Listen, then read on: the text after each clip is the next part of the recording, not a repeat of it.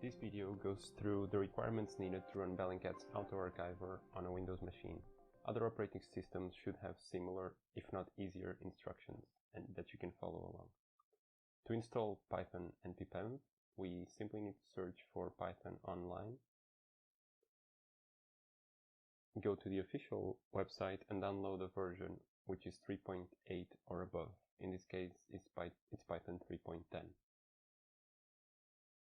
When installing on Windows, using the installer program, make sure you click the tick box to add Python to the path. And also, if you see a warning concerning the length limit of the path, do disable it, as this can cause issues further ahead. To validate that Python is properly installed, we can open a command line, a Windows terminal command prompt, depending on which ones you have in your Windows version, and type python-v to validate the version is installed. Pip, which is a package manager, will also be installed, but pipenv will not, and as we need it, all we have to do is use pip to install pipenv, like so. The second step is to install Git, if you haven't already, and use it to pull the code from the repository. This should be quite straightforward regardless of the operating system, but on Windows, look for an installer for your machine. In this case, it's a 64-bit machine, and go through the installer. Most of the defaults here will be quite sensible, but feel free to take your time and adjust as needed.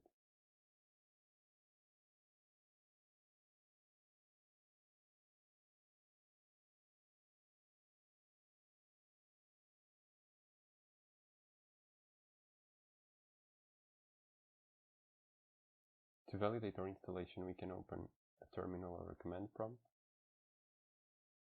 and type git -- version to see if the version is properly installed. Now we can go to a folder on our computer where we want the code for the AutoArchiver to live in, and we can use the properties to extract the path of this folder. By opening the terminal again, we can go into this folder. In this case, it will be the desktop that we append here, and then we can do git clone and the URL of the repository. This will pull all the files from the repository into your local computer. To validate the files are there, we can go to this folder and check for the repository files. Now we can use pipenv to install the dependencies in this repository. If you get one of these errors, meaning your Python version doesn't match, you can explicitly say which Python version you are using. In this case, we're using 3.10. We should wait a little bit for all the packages to be downloaded.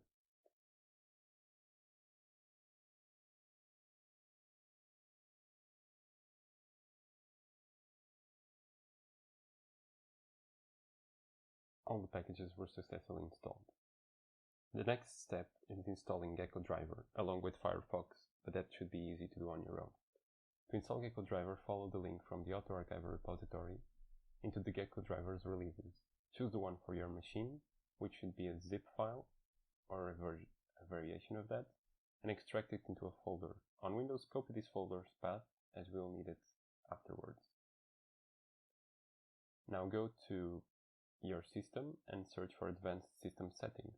Here, go to Environment Variables, choose Path, click Edit, and add a new entry. Paste the folder we just copied. This tells Windows that Geckodriver can be found on this folder, and if we go to the terminal and type Geckodriver now, we should be able to execute it properly. We can hit Ctrl+C to exit. The following dependency is FFMPEG. Again, go to our repository, find the link to FFMPEG, and choose the version for your operating system. Choose a release build in case of Windows, and the Essentials should do it. Once you have this zip file, you should also extract it into a folder. Choose where you want it to live, as this should stay in the same place for some time. Open this folder and navigate to the bin folder. This is the folder where the executables are, and again we need to copy the path and go to the environment variables and add it to the path. Go to Advanced System Settings, click Environment Variables, Edit Path, and add a new entry here. make sure it ends in bin, as that's where the folder where the executables are. Once you're done, close this dialog, open the terminal, and now you can type FFMPEG and you will see an output which is not an error. This means it's properly installed. The next step is the configuration file. To set up the configuration file, you can start from the example.config.yml file that comes in the AutoArchiver repository. You can duplicate it and rename it to whatever name you prefer, although config.yml is the expected one. Make sure you have file name extensions visible so you don't actually work with a txt file that is not shown as a txt file. The extension should be YML. You can edit this file on a text editor with the settings and API keys you have, and do take note that the service account.json is the only requirement that you need to find at this point. We already have it, and that's where we'll copy it into the folder, but you can follow the first point of the setup in the AutoArchiver repository, Google Service Account Setup, to get this service account JSON. You can copy the path to the AutoArchiver folder and go into the terminal and change directory into there, like so.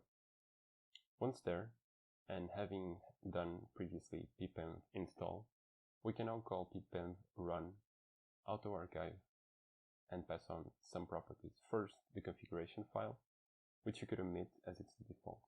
On Windows you might see this win32 error. If that's the case, then simply do pipenv install win32-spt ctype. This is a Windows specific library, that's why it doesn't come by default. Other operating systems should not have this issue. Once it's installed, we're ready to go and run the AutoArchiver. First, make sure you have a Google spreadsheet document that respects the column names. You can use our example from the article. Now you can call the help method to see parameters you can pass, and you can also call the AutoArchiver with these configurations. In our case, AutoArchiver demo, header 1, and storage local, as we want the files to be locally stored. The AutoArchiver is now running. And now we can go to the local archive folder, which is where we told it to archive. We can also see that the archive in progress status is seen on the first link. The first files start to appear as those are downloaded. And once the AutoArchiver completes all the other tasks for this line, it will display the success status along with the files that were downloaded. In this case, they are in your local machine and you can access them via the links there. Other properties are also extracted.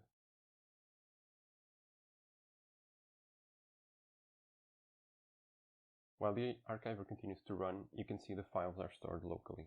You could use other storage, namely Google Drive or a bucket on S3, DigitalOcean or other services, as long as you configure those. We can take a look at this example tweet that has been archived. There is metadata on the tweet, as well as a media entry, which in this case is an image. The final URL on this Google spreadsheet is to a website, which the AutoArchiver will submit to Web Archive. Once that's done, we can see a success message, and that's it.